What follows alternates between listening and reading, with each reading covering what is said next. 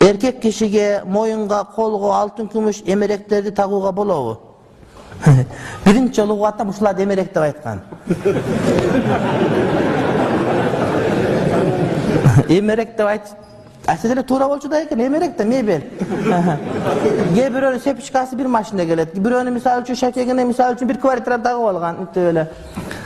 Erkekке uşunun bardığı aram. Ol жасана тургандардын бардыгы о эртең келе тургандардыкы. Бүгүн келе тургандарга ушундай бир такса бир шакек такса макул.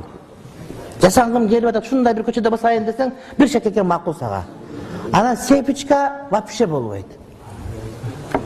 Алтын шакек болбойт эркектерге.